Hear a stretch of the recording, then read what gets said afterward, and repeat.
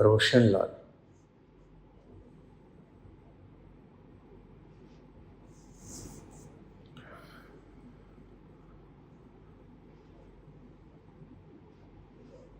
बाबा जी चरण स्पर्श। आपने बाबा नानक की सतोरी की घटना सुनाई।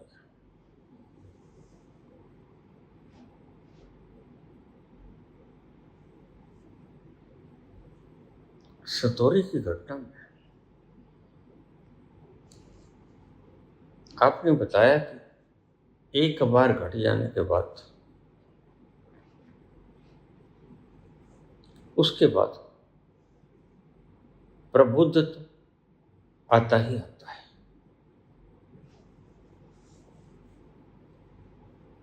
कृपया मेरे प्रश्न को ब्लॉक मत कर देना। अगर गलत हो तो जवाब न देना।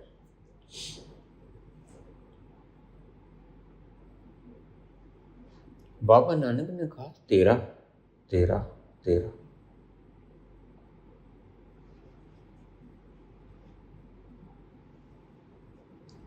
इसका अर्थ मुझे गहरे समझाने की चेष्टा करें कि 13 13 का वास्तविक अर्थ क्या था।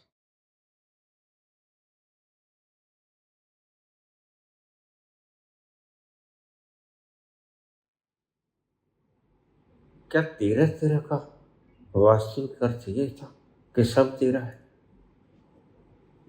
या कुछ और था?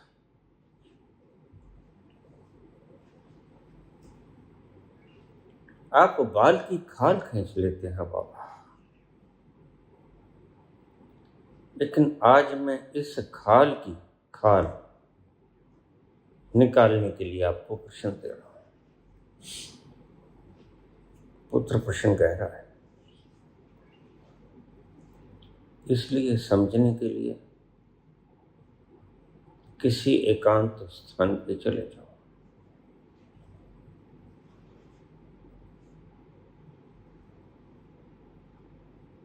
जहां रोशनी कम हो,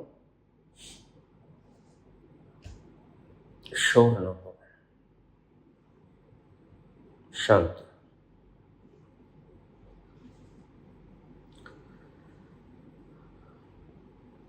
यह तुमने बहुत गहरा प्रश्न पूछ लिया पुत्र।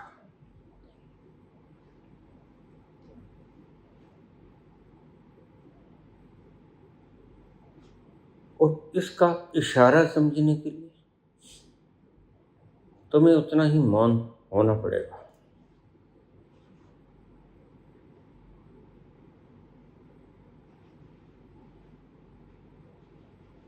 मैं जिसे कहता हूं सतोरी है।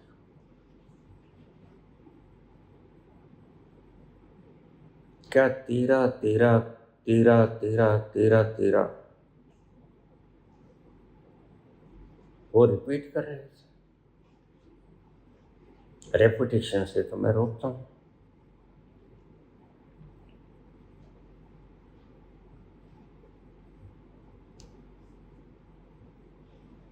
थोड़ा सब्र जाइए, ठहर जाइए। यह रस रूप तुम्हारे भीतर उतर जाए। 13 13 का अर्थ ये नहीं था कि बाबा आगे गिनती नहीं जानते थे। गिनती तो जानते थे, मोदी खाने में काम करते थे।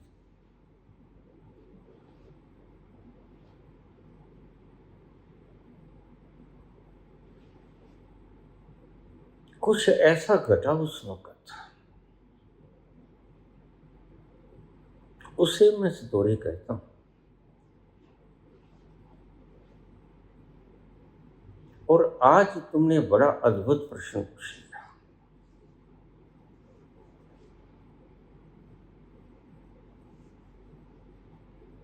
13 13 का अर्थ ये नहीं कि उसके आगे गिनती नहीं होती। और वर्ण उसके आगे गिनती करने वाली बुद्धि समर्पित हो जाती है। थोड़ा गहरा है, इस गहरे वाक्य को पुनः सुनो। अब तक जो बुद्धि गणना कर रही थी, 1 2 3 4 12 13, गिनती नहीं खत्म हुई।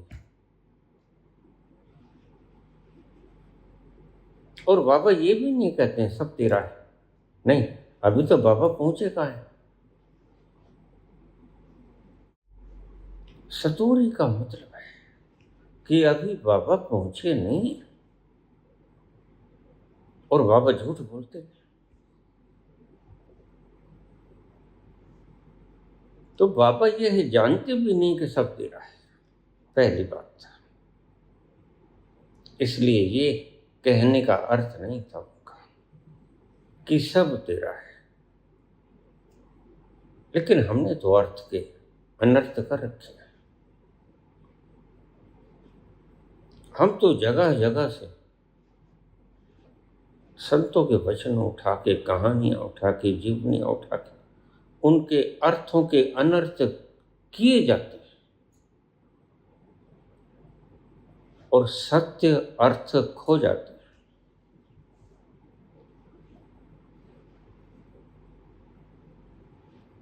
तेरा तेरा कहते कहते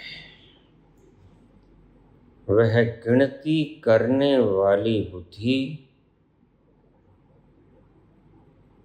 शून्य हो गई है। प्रत्येक व्यक्ति के जीवन में ऐसे क्षण आते हैं जब तुम बात कहते कहते रुक जाते हो। तुम्हारी बुद्धि उस वक्त न्यूट्रल हो जाती है, स्थिर, और वह स्थिरता का क्षण बड़ा महत्वपूर्ण है। तुम रुक जाते हो, तुम कहते हो दिमाग के ऊपर ऊपर फिर रहा है, अभी अभी याद तो था, क्या हुआ उस क्षण। उस क्षण का तुम लाभ उठा लेना। आज यह अद्भुत संत जैन की तकनीक है। जैन संत होते हैं, उनकी तकनीक है।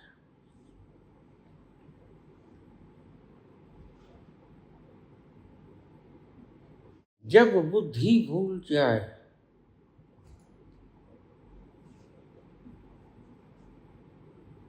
उस क्षण में तुम एक बार भी न्यूट्रल हो जाओगे, स्थिर, अविचलित, तुम में कोई लहर न उठेगी। तो मैं तुमसे कहता हूं, इस क्षण का लाभ उठा। वो तुम चाहे रोजमर्रा की बातें कर रहे हो, किसी को कोई बात बता रहे हो, आप बीती बता रहे हो,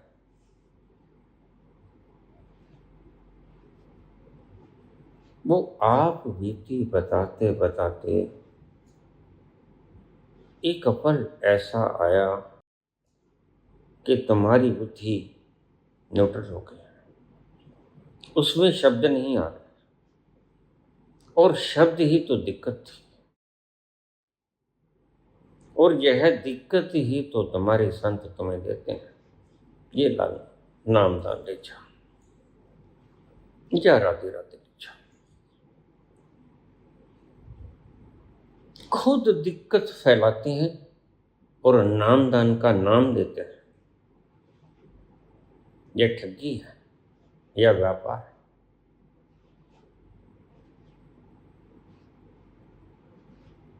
तो क्या हुआ उस वक्त?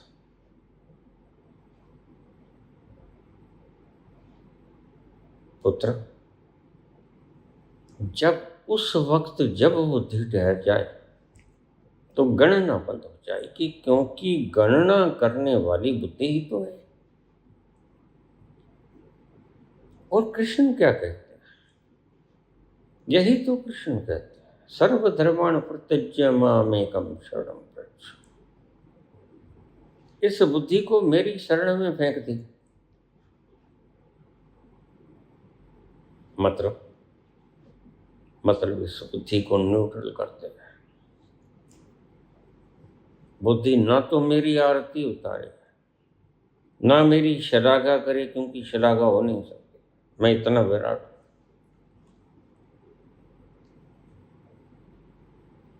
ना प्रशंसा करे, ना अरदास करे, क्योंकि अरदास करोगे कैसे?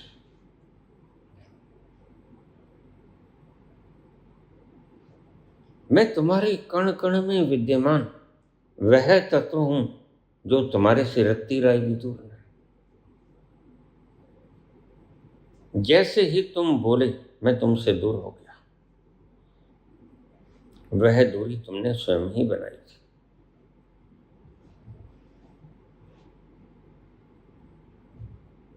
तुमने बोलकर मौन को तोड़ा, और वह मौन मैं ही तो हूं।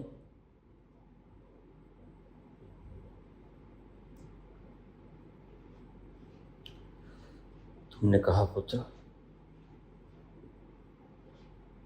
यह तेरा तेरा, ना तो बाबा गिनती भूले थे, ना बाबा जी कहते थे सब तेरा है। यह तो अनुमान लगाने वाले लोगों ने अर्थ कर दिया कि यही कहा होगा, उसका ही तो है सब, जबकि जानते तो वो भी नहीं। अगर उसका है तो फिर ये कथा के अंदर इकट्ठे हुए पैसे घर क्यों लेके जाता? वहीं छोड़ जाए। एक फकीर हुआ, जाओ जाओ,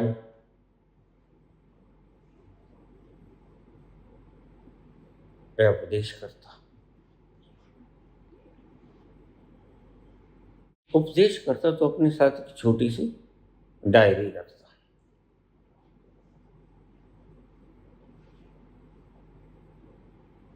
तो घंटे आध घंटे का उपदेश करता, लोग उसे सुनने बहुत आते थे।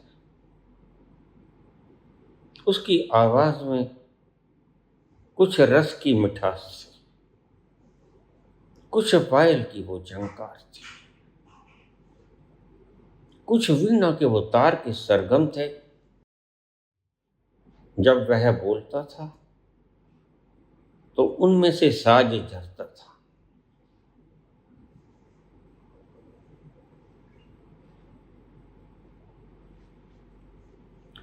और वह जब घंटा आध घंटा बोल लेता,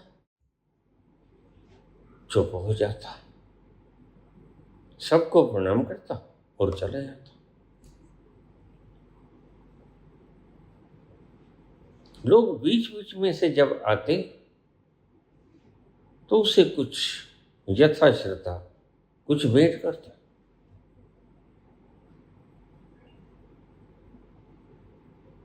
तो अपनी कथा को समाप्त करने के बाद वो थोड़ी देर बैठता, और बैठने के उपरांत वह वहां से उठता और चला जाता।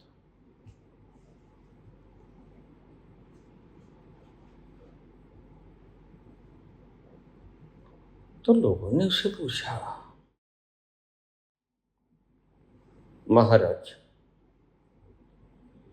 हम जो आपको आपके शरीर के पोषण के लिए धन्य धन्य कुछ देखे जाते हैं, वह आप संग लेके ही नहीं जाते, जबकि हम भेंट तो वो तुम्हें करते हैं। वो उठा लेते हैं यहाँ के ग्रंथी, यहाँ के पंडित पुजारी, यहाँ के मौलवी, हम भेंट आपको करते हैं।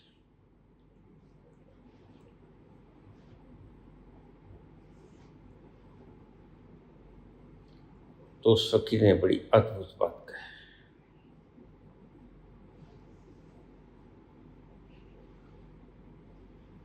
फकीर बोला, तुम जिसे भेंट करते हो, उठा चाहे कोई भी ले, पहुंच मेरे पास ही जाते हैं।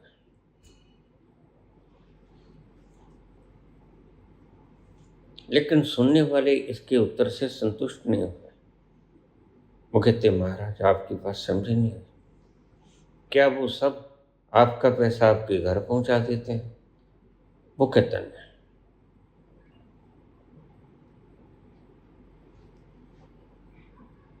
वो तो अपने ही घर रखते हैं, जो उठा लेते हैं। जिसके हिस्से में जो आता है, जो ले जाता है, ले जाता है। तो फिर आपके पास कैसे पहुंचता है?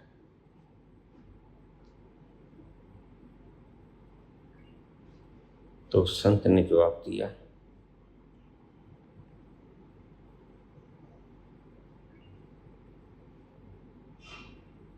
मुझे वह देता है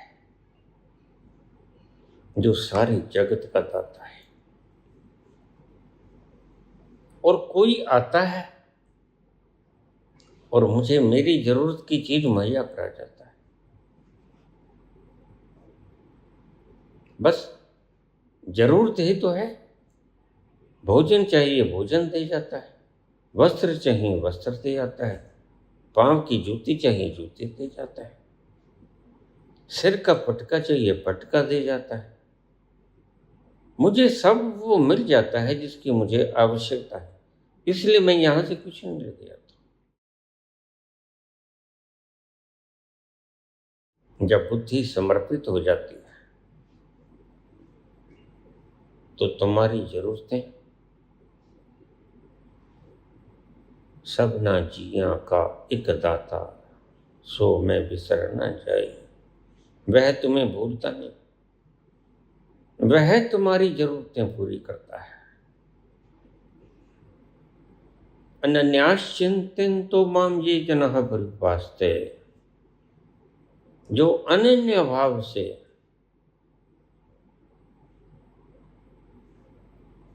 अपने आप को मुझे समर्पित कर देता है, तेषाम नित्याभियुक्तानां योगक्षेमं वहाम्यहम्।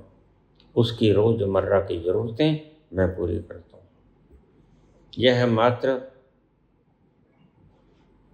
शब्द रूपी वचन नहीं,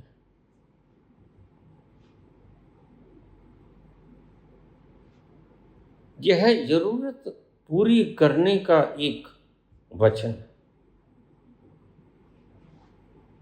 भगवान कृष्ण के भीतर से वह जिसने सर्जना की, सर्जनहारा, यह तुम्हें वचन देता है।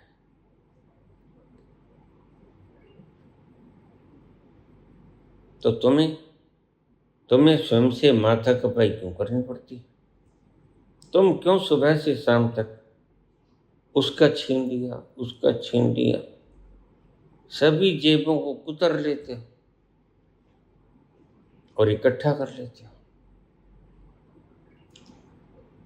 और यह संत ऐसा कि इसको जो मिल गया वह भी छोड़ के चला जाता है।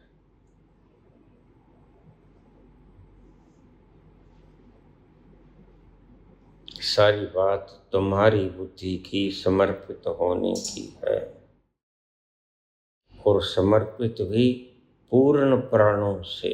तुम समर्पित तो होते, लेकिन ध्यान रखना, समर्पण 100% मांगता है तुम्हें। 100% समर्पित तुम होते हो।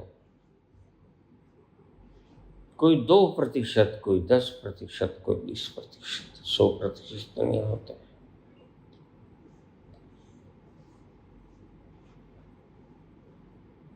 और परमात्मा के नियमों का एक ढंग है।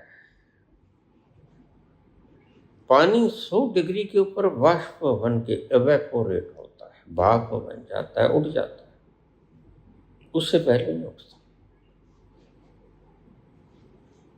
-4 डिग्री के अंदर पानी बर्फ बन जाता है, उससे पहले नहीं होता।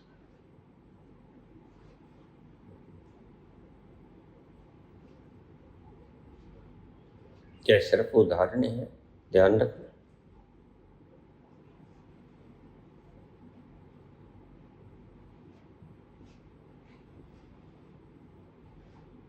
जहां तुम्हारी बुद्धि खो गई,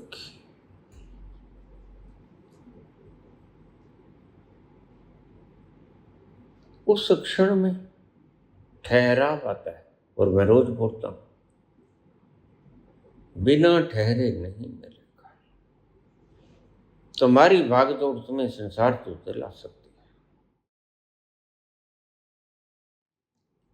लेकिन वास्तव में तुम उस संसार को इकट्ठा करके भी जो पाना चाहते हो, वह आनंद नहीं दिला सकता। तुम इकट्ठा करके करोगे क्या? सारे संसार का इकट्ठा करके एक व्यक्ति को दे दोगे, किस लिए? क्या सोना चांदी रुपए डॉलर खाने के काम आते हैं? क्या पेट की आग इससे बुझ जाएगी? फिर इकट्ठा क्यों करते हो? वास्तव में इसका कोई मूल्य नहीं। यह मूल्य तुम्हारी मान्यता पे आधारित है।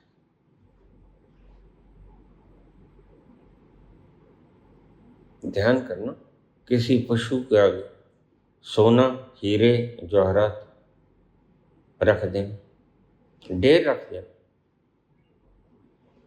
और एक तरफ भोजन रख देना। पशु भी इतना समझदार है कि चांदी सोना नहीं खाएगा, तो भोजन खाएगा पेट की आग बुझाने के लिए। और तुम पशुओं से भी गए गुजरे।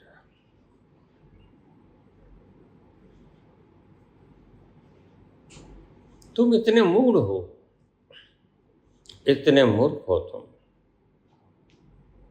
तुम ऐसी ऐसी चीजें इकट्ठी कर लेते हो जो तुम्हारी किसी भी काम नहीं आती। गहने गट्टे बनवा लेते हो, और सच में गहने गट्टे तुम अपनी शोभा दिखाने के लिए बढ़ाते, तुम दूसरे को जलाने के लिए बनाते। कितना सोना पहन के आई है वो, उसका सूट देखो, उसकी साड़ी देखो। यह पाप है। जिस कर्म से दूसरे के मन को ठेस लगे,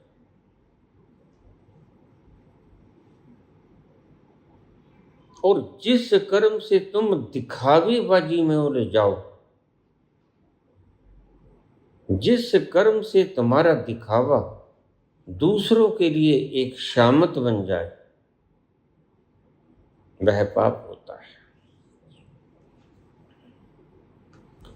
पशु तक भी तुम्हारी ज्वेलरी, तुम्हारे हीरे मोती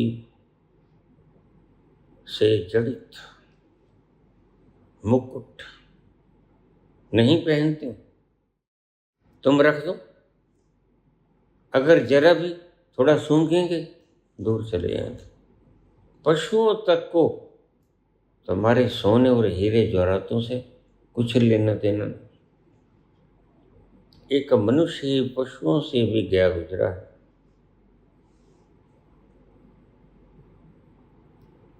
जो ऐसी मूर्खतापूर्ण काम करता है और स्वयं को समझदार समझता है।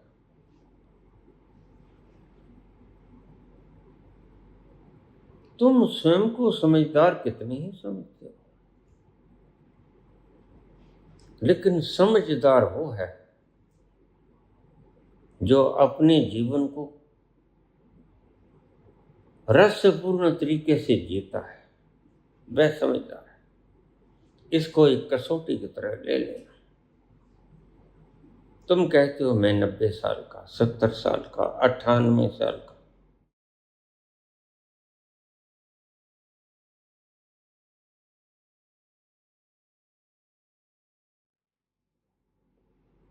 तुमने कभी अपने जीवन का तरीका देखा?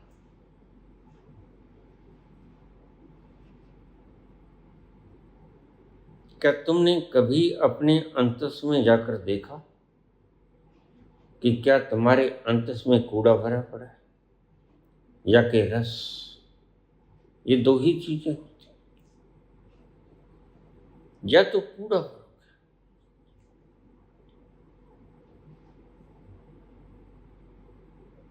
और अगर कूड़े को निकाल दोगे, कैथोरसिस कर दोगे, तत्क्षण रस आ जाएगा, कूड़े का स्थान ले लेगा।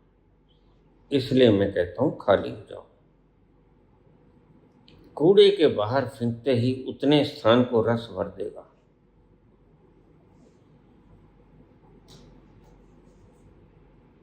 वही तो खुमारी होती है जो तुम्हें क्रिया योग की बात आती है। जितना तुम खाली हो उतना रस वर्षा, वो सफेद रस ने ले लिया।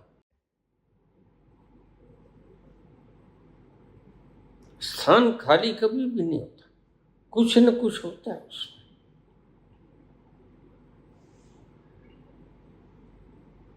बाबा नानक ने 13 कहना बंद नहीं किया, नहीं वो गिनती को भूले। तो सब जानते हैं, और ना ही वो उस तल पर पहुंचे जहां वो जान गए कि सब तेरा है, मेरा यहां कुछ नहीं। फिर उन्होंने 13 पे बंद क्यों किया? क्योंकि उस मकाम पे वह 12 पे भी आ सकती थी, वह 15 पे भी आ सकती थी।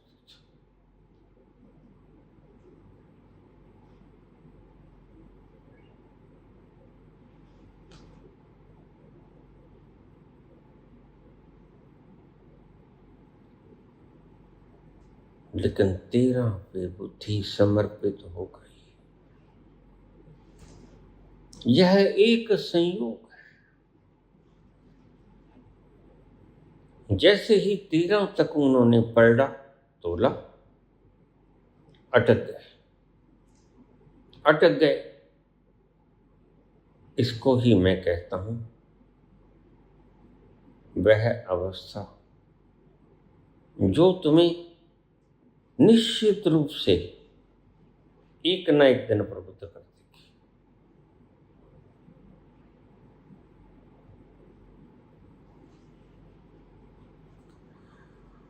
सतोरी की घटना तब घटती है जब तुम्हारी बुद्धि पूर्णतः समर्पित हो जाती है। 100% तुम्हारी बुद्धि समर्पित हुई नहीं कि सतोरी की घटना घटी है। यह एक संयोग है कि 13 के ऊपर उनकी बुद्धि पूर्णतः समर्पित हो गई। वो 5 में भी हो सकती थी, वो 25 में भी हो सकती थी, लेकिन तुम 13 के आंकड़े में उलझ मत जाना। मैं तुम्हें आज इसके भीतर का तत्व साफ कर रहा हूं। यहां संख्या का सवाल नहीं, यहां संख्या गिनने वाली बुद्धि खोपड़ी अपने आप को ही समर्पित कर दे। चल, बात खत्म हुई, मसला ही खत्म। अगर 13 तक आ जाओगे तो बुद्धि तो बरकरार रहेगी।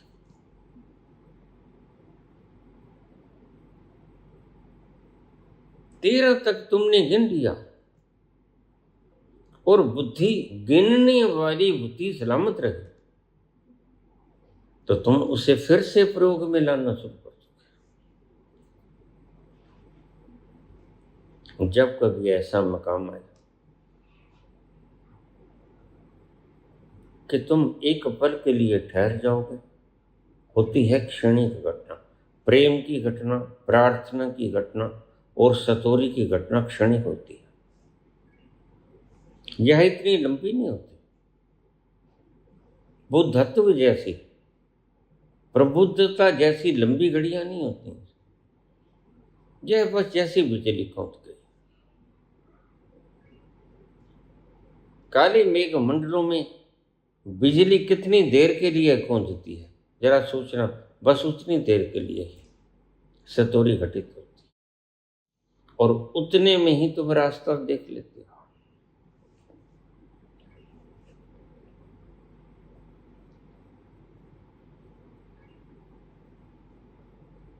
मैं तुम्हें रोज कहता हूँ ठहर जाओ, ठहर जाओ, ठहरने से मिलेगा। तो बाबा नानक गिनते गिनते यहां ठहर गए।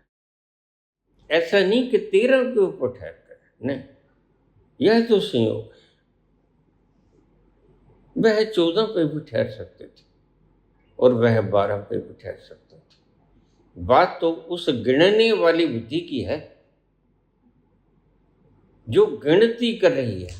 तुम तो माला के मनकों को करते हो, 1 2 100, 1 2 3 4 8। यह बुद्धि ही त्रोहित हो जाए, यह गिनने वाली बुद्धि ही त्रोहित हो जाए। संख्या को मत त्रोहित करना। ऐसे लोग हैं जिन्हें संख्या आती है,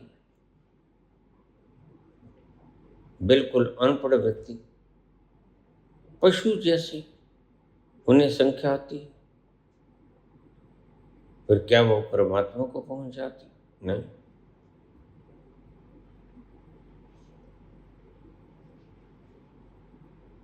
मूल रस की बात, तत्व की बात यह है कि जो गिनती करती है बुद्धि, कोई द्रव्य भेंट न करो,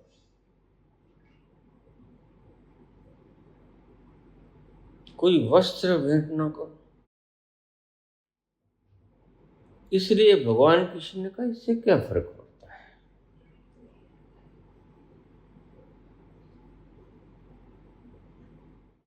कुछ भी अर्पित कर दो। पत्रम पुष्पम फलम तोयम या में भक्त्या पृच्छति। वो पत्र हैं कि फूल हैं कि फल हैं कि पानी है, कुछ भी अर्पित कर दो, उससे क्या फर्क पड़ता है। वह तो मेरा है, बनाया तो वो मैंने। फिर तुम सोने का मुकुट चढ़ा दोगे तो दिमाग तो तुम्हारा मनुष्यों जैसा ही है ना। कोई पटवारी रहे होगे कि बिना 500 रुपए के इंतकाल नहीं चलाते, तो आदत पड़ जाती है, संस्कार हो जाती है।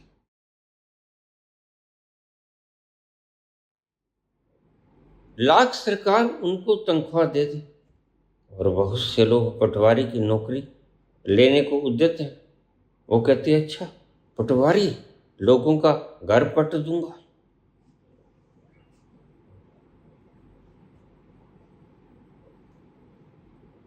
और इन लोगों को तनख्वाह भी मिलती है,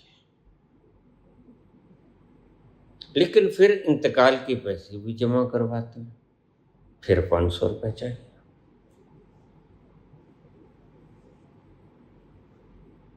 ऐसे व्यक्ति कभी नहीं पहुंचे। क्यों? क्योंकि गिनती करने वाली बुद्धि विद्यमान है।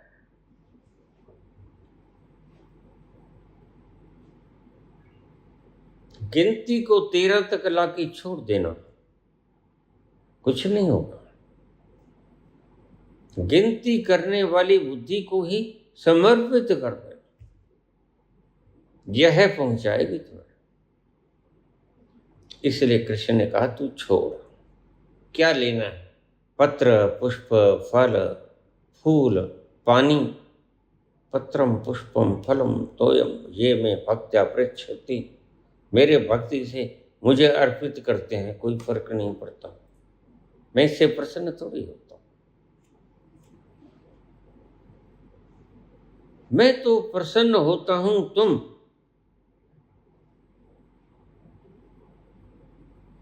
इस लाने वाली बुद्धि को ही मुझे अर्पित कर दो, फिर वह तुम्हारी राख ही बेशकीमती हो जाएगी। फिर तुम खाली मुट्ठी हुई अर्पण कर दोगे तो उससे बहुमूल्य द्रव्य और कुछ नहीं होगा।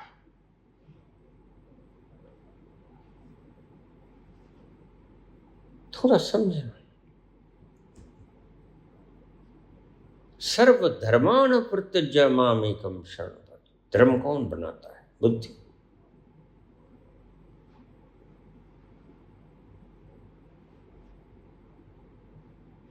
आदमी के पास बुद्धि है, उसने धर्म बना लिया। क्या पशुओं का कोई धर्म होता है? कोई होता है हिंदू कुत्ता, मुसलमान कुत्ता, ईसाई कुत्ता? होता है कोई? लेकिन आदमी झंडा डंडा उठाए फिरता। गोराण भी तो होते।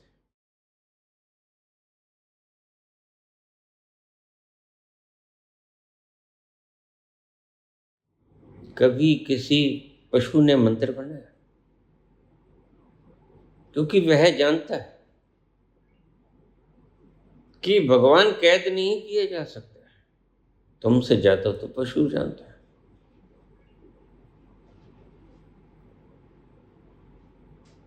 तुम भगवानों को कैद करते हो। ये तुम्हारी दुकानदारी है। पहले ही क्या दुकानें कम थी कि अयोध्या में एक नई दुकान खोली। मनुष्य बिना इलाज के मर रहा है। मनुष्य बिना इलाज के मर रहा था। कोरोना में तुम ऑक्सीजन सप्लाई नहीं कर सके, वोट मांगते रहे। सेंट्रल विस्टा बनाते रहे, उसके ऊपर तुम खर्च करते रहे।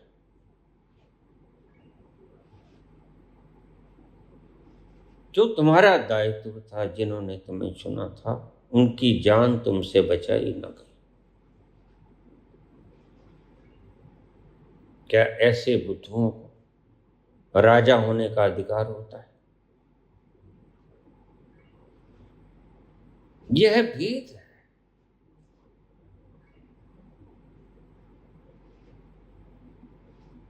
हमने हिंदुस्तान को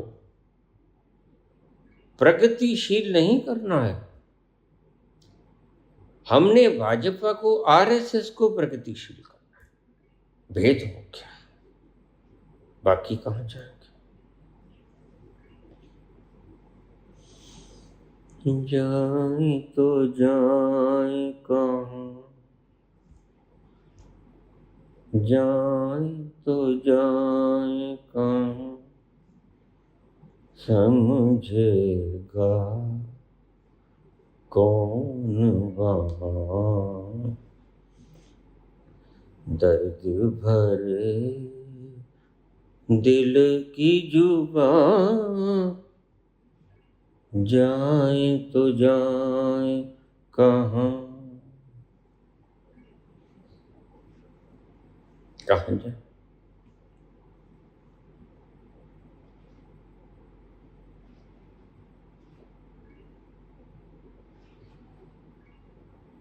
अगर गद्दी के ऊपर कोई संत बैठेगा, भेदहीन बुद्धि वाला,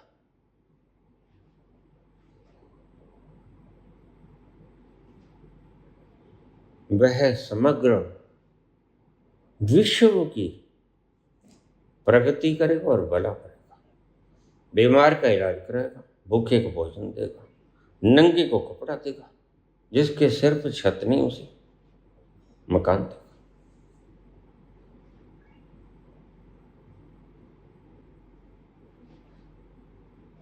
और अगर कोई भेद बुद्धि मूर्ख मूढ़ तुमने बैठा दिया गद्दी पे, वह शायद तुम्हें वस्त्र तो दे दे, लेकिन ध्यान रखना, वस्त्र देगा भगवा रंग का, हरे रंग का नहीं।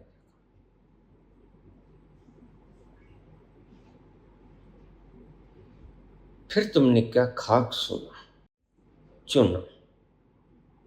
क्या यह राजा बनने का अधिकारी है?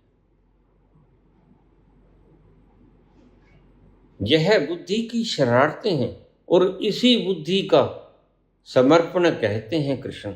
इसी बुद्धि को मुझे समर्पित करते हैं। यह बखेड़े करती है, यह अलवाद करती है।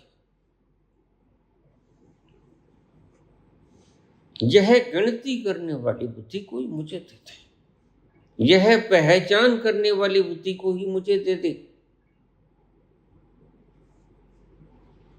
तुम्हें पहचान है कि ये सोना है, तुम्हें पहचान है कि ये फल है, ये मेवा है, लेकिन थोड़ा सा जानवर के आगे रख के देखो, वो फल मेवे खा लेगा, सोने को छोड़ देगा। तुमसे ज्यादा समझदार वो है।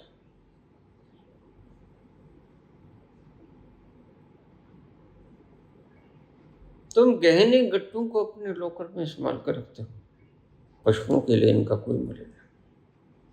और ध्यान रखना, संत के लिए भी इनका कोई मूल्य नहीं। संत खाने योग्य पदार्थ को तो रख लेगा, लेकिन दिखलाने योग्य पदार्थ को नहीं स्वीकार करेगा।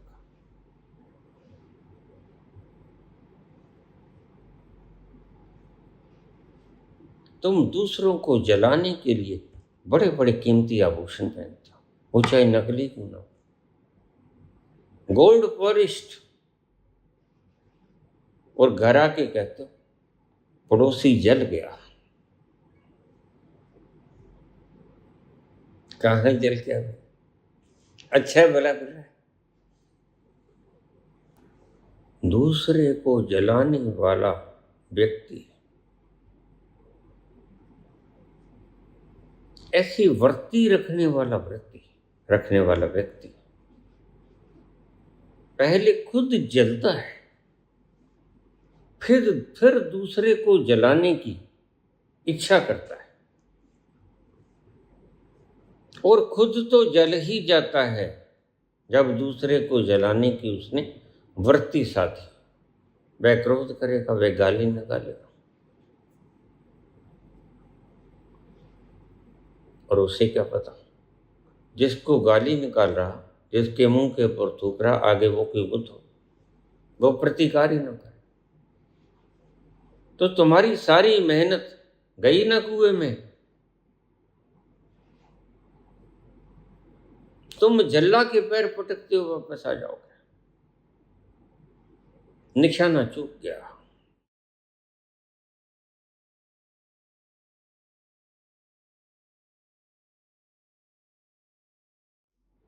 कृष्ण कहते हैं, इस गिनती करने वाली बुद्धि को, इस चॉइस करने वाली बुद्धि को, इस पहचान करने वाली बुद्धि को मेरे चरणों में अर्पित कर।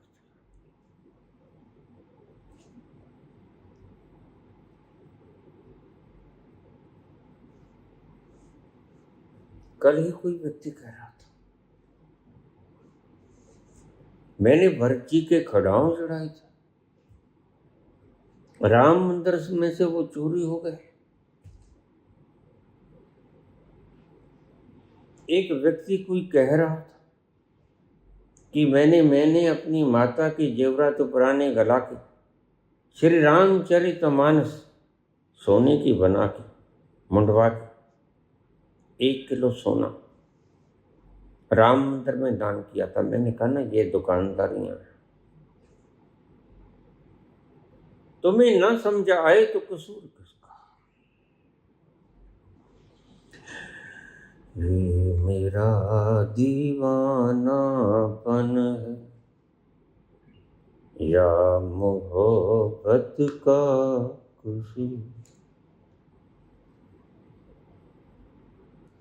तू न पहचाने तो इसमें तेरी नजरों का कसूर, ये मेरा दीवानापन। हम साफ तो कहते हैं, मंदिर वहीं बनाए, सौगंध राम की खाते हैं, और कहते हैं अयोध्या तो अभी झांकी है, मथुरा काशी बाकी, अभी लूट के और दुकानें सेंटर खोलेंगे, तुम्हें लूटेंगे। तुम गलती में हो। लुटेरा दूसरे को लूटने से पहले खुद लुट जाया करता है। यह जो वैश्याएं आज बिक गई, तुम इन्हें जिंदा समझते हो? यह जो झूठ बोलती हैं दिन भर रात, यह मर्द है या स्त्री है? वैश्या है।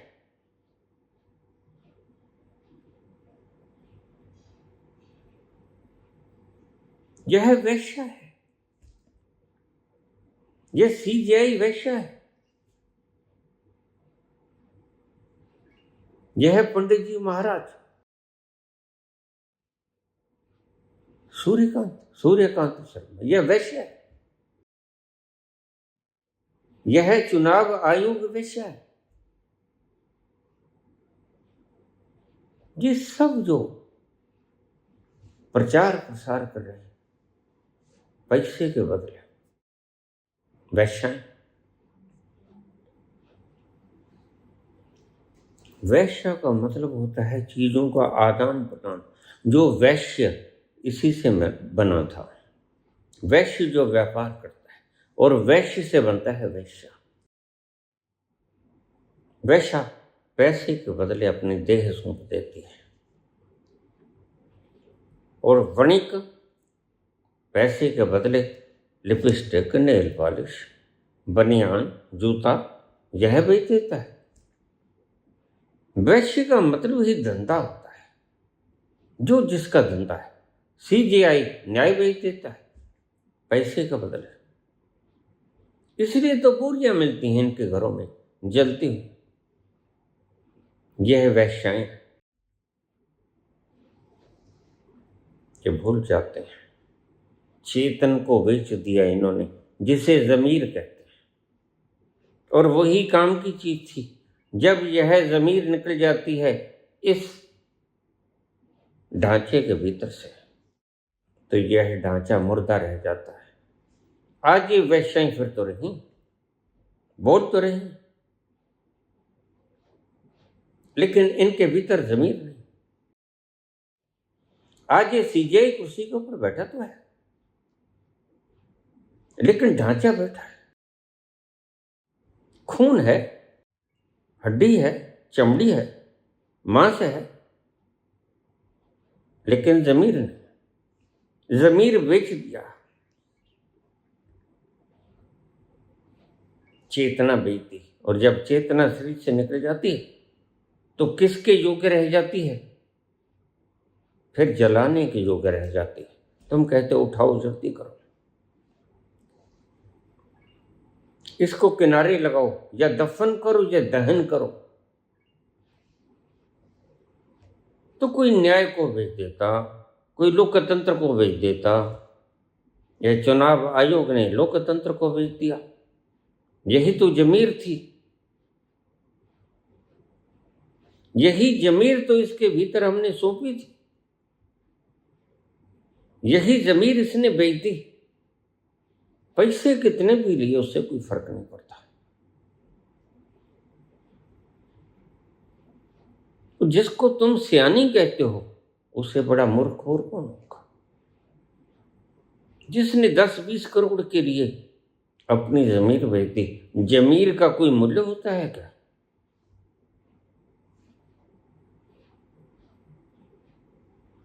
इसे सियानी कैसे कहोगे? यह तो गधी से भी ज्यादा मूर्ख है। यह तो वैश्या है।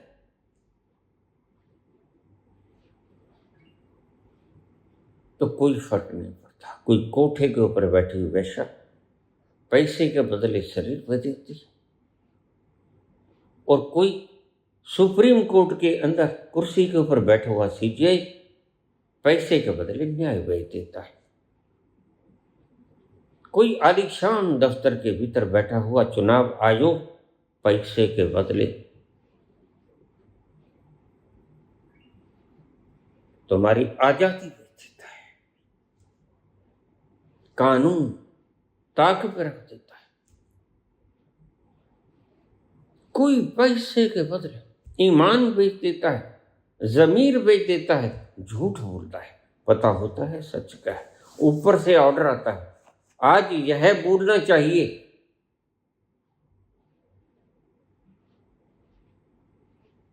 दे आर जस्ट ए माइक, उनके भीतर से बोलता कोई और है। अब कल मुझे एक व्यक्ति कहने लगा, बाबा की चोरी किसने की? क्या धीरेन्द्र शास्त्री से इसकी पर्ची निकलवाने? मैंने कहा वो तो स्वयं ही चोर है।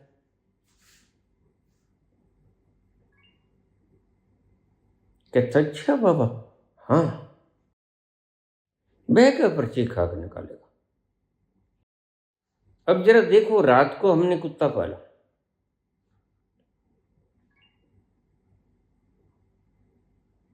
और उस घर में कोई व्यक्ति जिससे वह कुत्ता जानता है, वह रात आता है आधी रात 2 बजे और उस घर के अंदर घुसता है। क्या वह कुत्ता भौंकता है? नहीं। क्यों? क्योंकि वह जानता है कि अपन ही है, इसलिए कोई नहीं बोलेगा, न प्रधानमंत्री बोलेगा, यह कुत्ते हैं इस घर के।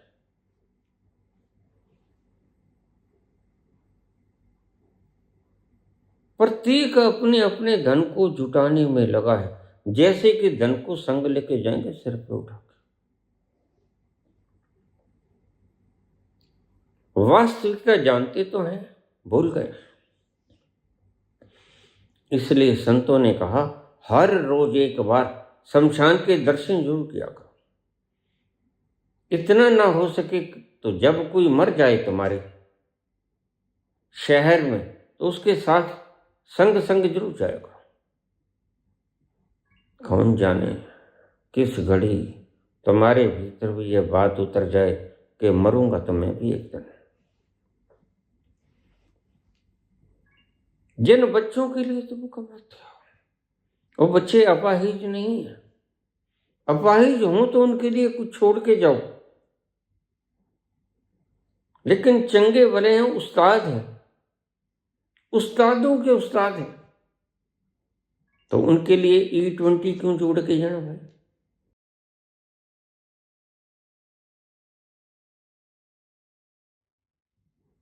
इन्होंने पेट्रोल ही बेच दिया।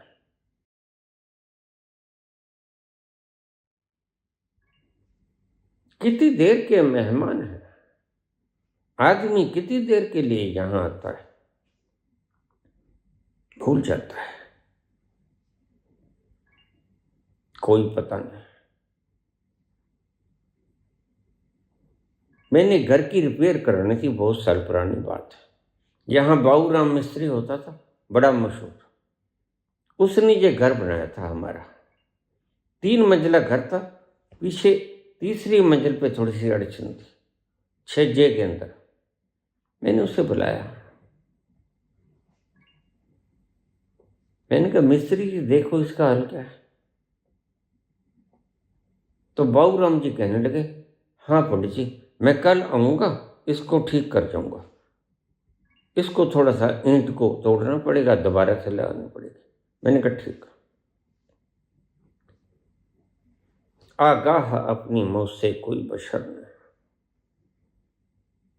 आगाह अपनी मौत से कोई बशर नहीं, सामान 100 बरस का पल की खबर नहीं। कौन जाने कुर्सी पे बैठे लुढ़कते हुए मैंने बहुत देखे। और हमारे राष्ट्रपति थे एक शायद फखरुद्दीन अली अहमद, गद्दी पे बैठे बैठे ही मर गए। अभी वक्त पड़ा था, कहाँ छोड़ते हैं लोग वक्त से पहले, और वक्त का किसी को पता नहीं होता। तो वह व्यक्ति चला गया। हमारे यहाँ TN गई होते थे,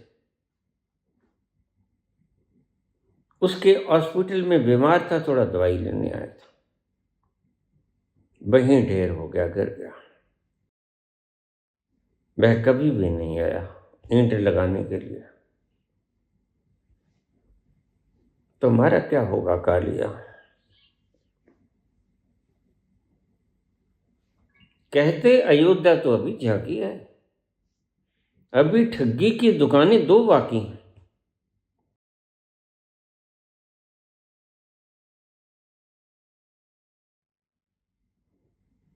ये दुकानें, अब बता रामचरितमानस को कोई खाएगा क्या?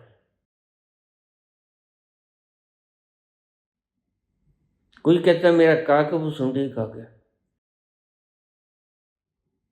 एक काकभुसुंडी को कोई खाएगा? कोई कहता करोड़ रुपए खा गया।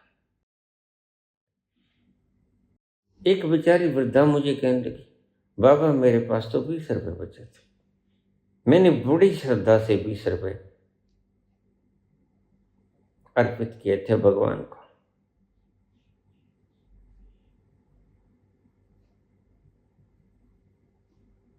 आस्थाएं जब टूटती हैं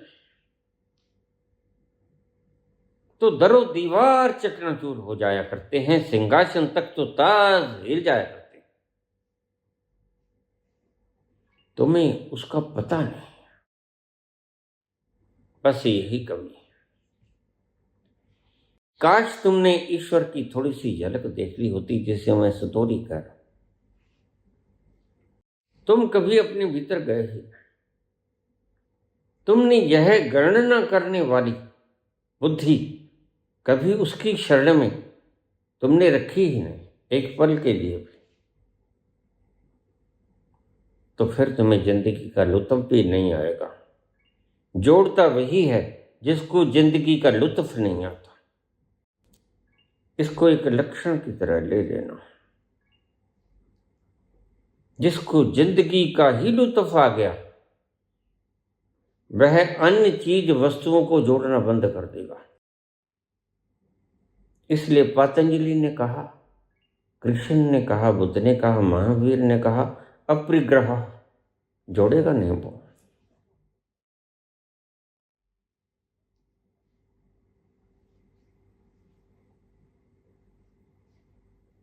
क्योंकि जोड़ना तुम्हारे किसी काम नहीं आएगा।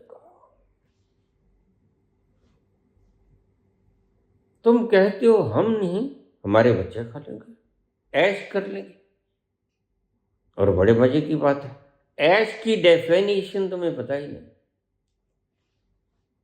जब तुम्हें ही नहीं पता मूर्ख हो कि ऐश की डेफिनेशन होती क्या है, तुम इंद्रियों से दिए गए सुख को ऐश समझते हो। अरे नहीं भाई, ये ऐश तो अंग्रेजी का ऐश है।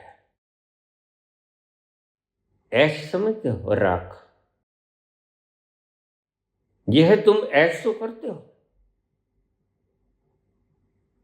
लेकिन यह राख है। अंग्रेजी की ऐश करते हो तुम, और ऐश करते करते एक दिन ऐशेज हो जाते हो, और ऐशेज को फिर गंगा में बहाया जाता है। रोज लोग जाते हैं ऐशेज को बहा के आते हैं गंगा जी में।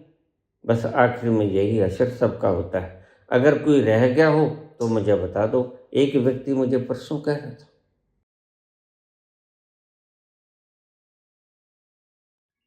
है जी 5,000 साल 10,000 साल पुराना। एक बाबा बैठे हैं। मैंने कहा तो 10,000 साल से पहले कहाँ कौन था, और वह 10,000 वाला कौन है? कहते वो है बाबा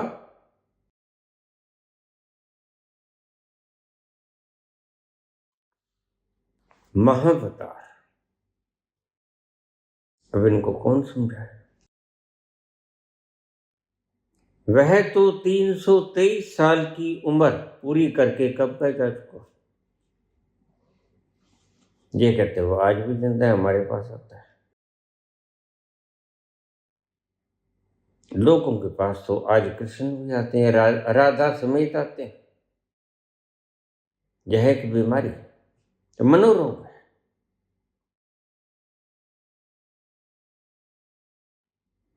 कोई महावतार बाबा है ही नहीं, तो आएगा कहां से?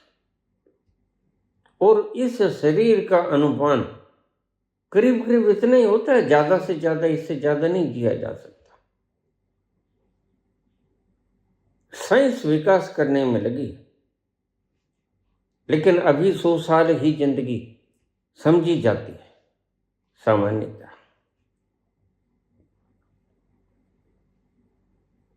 इस गणना करने वाली बुद्धि को कुछ क्षणों के लिए बाबा भूल गए थे। उस भूलने का मतलब है अर्पित हो जाना। तुम जीते जी अर्पित हो जाओ। यह गिनती करने वाली बुद्धि बाधा है, यही तुम्हें पहुंचने नहीं देती, यही लोभ का कारण बनती है। 99 हैं, चलो एक और कमा ले, 100 हो जाएंगे पूरे। अरे पूरे तो भाई कहीं भी जाके नहीं होते।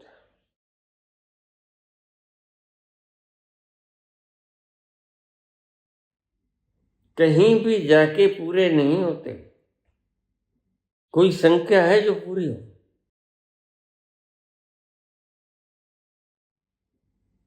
पूरा तो सिर्फ एक परमात्मा है।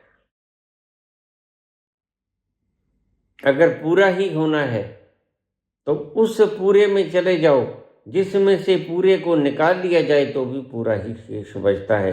पूर्णमदः पूर्णमिदं पूर्णात् पूर्णमुदच्यते पूर्णस्य पूर्णमादाय पूर्णमेवावशिष्यते। सतोरी की घटना प्रेम जैसी होती है।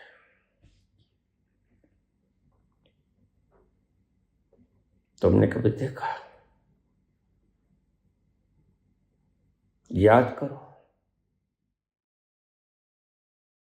20-50 साल पहले कभी एक घटना घटी थी, वो तुम्हें आज भी याद है। वो घाव उखाड़ना होता है सिर्फ। दिन जो पखेरु होते पिंजरे में मैं रख लेता, दिन जो पखेरु होते पिंजरे में मैं रख लेता, पालता उनको जतन से खाने को मोती देता, सीने से रहता लगा याद न जा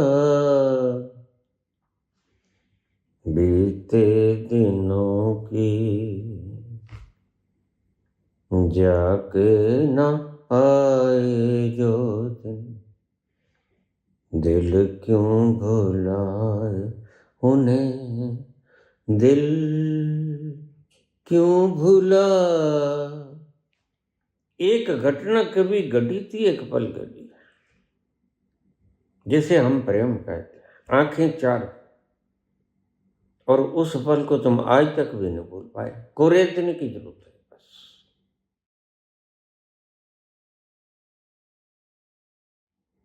फिर वही शाम,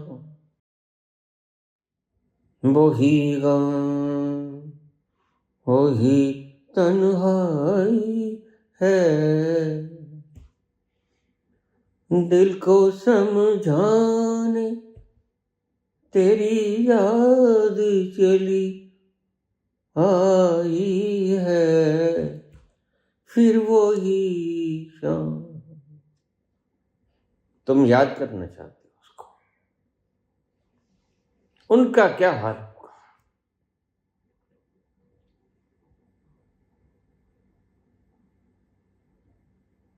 जिनको पल नहीं, 2 पल नहीं, वरन दिन भर रात के लिए वह याद आता है।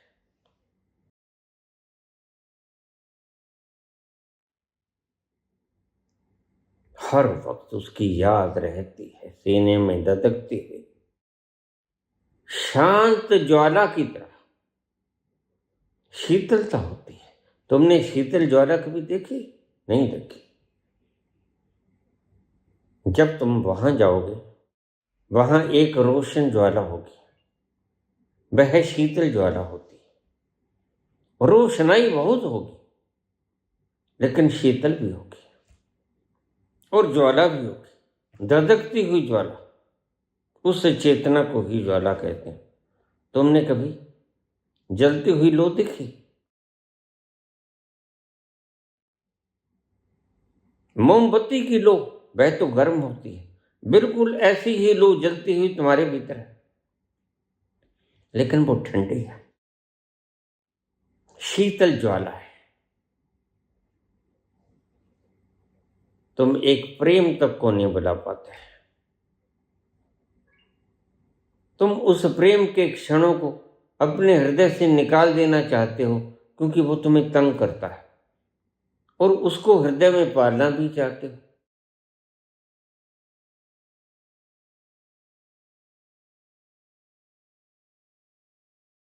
सतोरी की घटना जिसे घट जाती है वह थोड़ी सी लंबी होती है, 2-4 पल की होती है। तो तुम जब एक पल के लिए घटी घटना प्रेम को सारी जिंदगी जिंदगी भुला नहीं पाते, तो भला बाबा 2-4 पल के लिए घटी उसी घटना सतोरी को कैसे भुला पाए? 17.5 साल के बाद जब मोदी खाने में उन्हें झलक मिली सतोरी की, उसके 17.5 साल के बाद वो प्रबुद्ध हुए। इतना वक्त लग गया उस धधकती हुई आग को तुम्हारा अहंकार भस्मीभूत करने के लिए। उसने तुम्हारे अहंकार को ऐश में बदल देना है, राख में बदल देना है। एक बार लग जाए तो वह चिंगारी होती है, आग जैसी चिंगारी होती है, भीतर ही भीतर धधकती है और एक दिन तुम्हें राख बना देती है। तो प्रेम लग जाए, प्रार्थना लग जाए,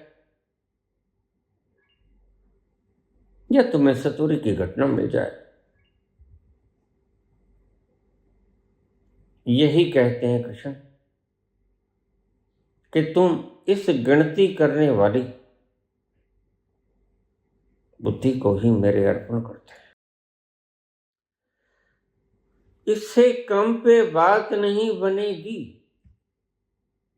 तू दान तो चाहे स्वर्ण मुकुट कर दे या स्वर्ण पादुकाएं कर दे, चाहे स्वर्ण की रामायण कर दे, जो चुरा के भी ले जाएंगे कल्याण उनका भी नहीं होगा, क्योंकि सोने से कभी किसी का कल्याण हुआ है? सोने से तो अहंकार बढ़ता है, और फिर जहां से चुरा के लेके आए उसका भय भी बना रहता है, कहीं पकड़े ना जाए। फिर तुम कैसे सो पाओगे रात को? कैसे नींद आती होगी तुम्हें? खोया खोया जा खुला आसमां, खोया खोया जा खुला आसमां, आंखों में सारी रात जाएगी, तुमको भी कैसे नींद आएगी हो? खोया खोया चा खुला आसमां। ये जो रामायण चुरा के ले गया है, इसे भी कैसे नींद आएगी? अगर भगवान को नींद नहीं आती, उसका माल चोरी करके ले गए, अगर दान करने वाले दानी को नींद नहीं आती, तो तुमको भी कैसे नींद आएगी? आंखों में सारी रात जाएगी, तुम्हारा भी जीरा धड़कता रहेगा, आखिर वो कहीं तो पड़ी होगी।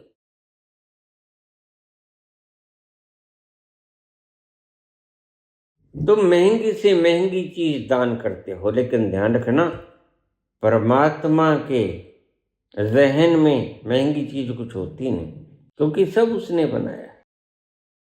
उसके लिए कुछ भी महंगा नहीं है और कुछ भी सस्ता नहीं है, क्योंकि सब उसने बनाया है और सब उसके लिए समान है।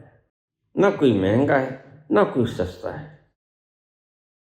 इसलिए कृष्ण ने कहा तुम कुछ भी कर दो, लेकिन पूर्ण रूपेण इस गिनती करने वाली बुद्धि को संग दान कर देना। अकेला द्रव्य ही दान मत करना। पत्रम पुष्पम फलम तोयम, कुछ भी दान कर देना, स्वर्ण दान कर देना, गौ दान कर देना, कुछ भी दान कर देना, लेकिन साथ में इस गिनती करने वाली बुद्धि को भी समर्पित कर देना। और अगर तुमने मात्र पदार्थ दान किया, बुद्धि को बचाए रखा, फिर उसका तो कुछ नहीं बिगड़ेगा, तुम अपना ही बिगाड़ोगे। और फिर चाहे पदार्थ तो न भी दान करो चलेगा, इस गिनती करने वाली बुद्धि को दान कर दो। यह है सौंप दो उसको। बस यही सौंप दी थी बाबा नानक ने। यह कोई इंसिडेंट है। 13 का शब्द आया और बाबा ने सब सौंप दिया। बुद्धि उसकी शरण में लगा दी।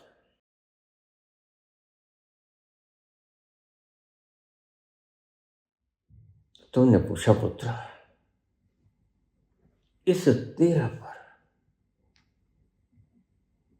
हमें और थोड़ा सा चांदनी डाली, गहरी चांदनी डाल दी पुत्र। मैं बोलता बोलता उस मकाम पे पहुंच गया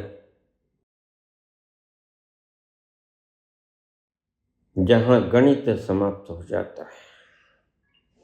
इसलिए मैं कहता हूं गणित के बलबूते की बात नहीं। तुम गणितज्ञों से परमात्मा का रहस्य मत पूछा करो, उन बेचारों को पता नहीं, वो लाचार है।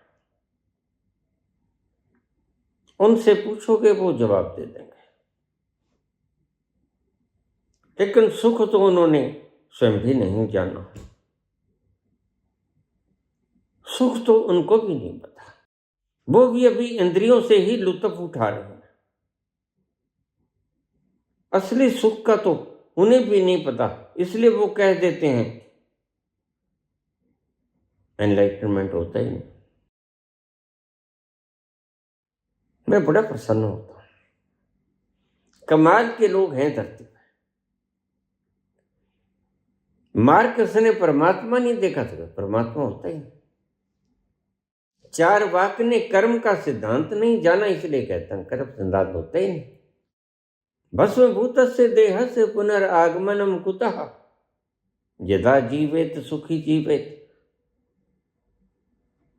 ऋणम कृत्वा घृतम पिबेत। अरे घी तो तुम पी लोगे, चोरी करके पी लोगे, कर्ज उठा के पी लोगे, लेकिन घी पीने वाला यह शरीर बचेगा। एक दिन तुम्हारा ये शरीर बचेगा जिसे घी पिलाया था। वह 1200 किलो उठाने वाला गामा पहलवान कहाँ है आज? बताओ कहाँ है? 1200 किलोग्राम। तुम 20 आदमी लगकर भी उसे टच से मस नहीं कर सकते। और उसने उसको उठा के यहां छाती तक ले आया और 300 गज तक उसने फेरी लगाई थी। आज कहां है वो?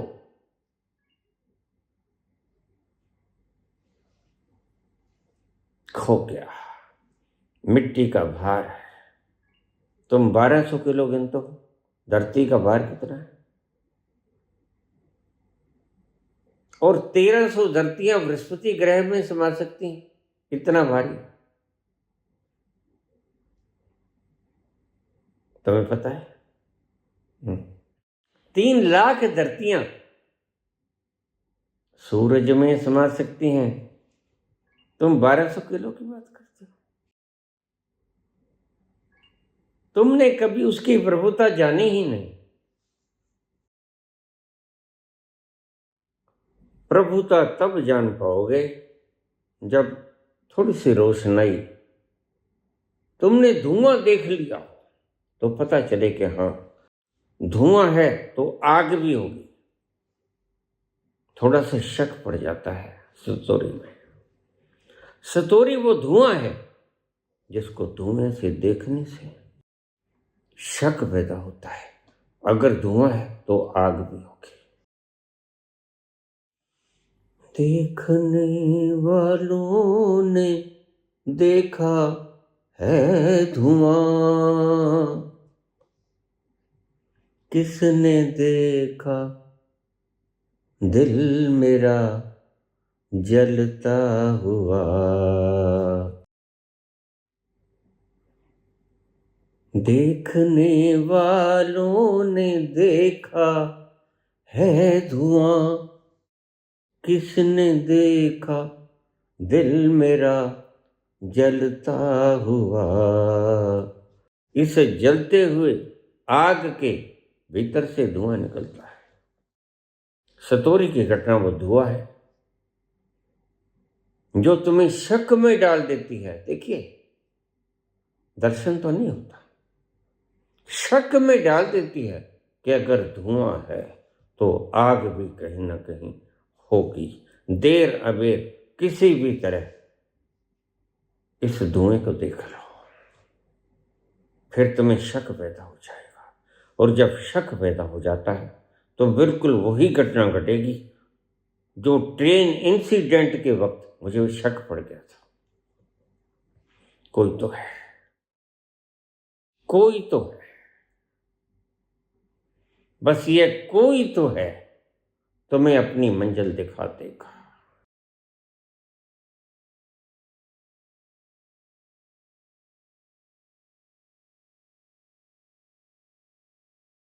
धन्यवाद।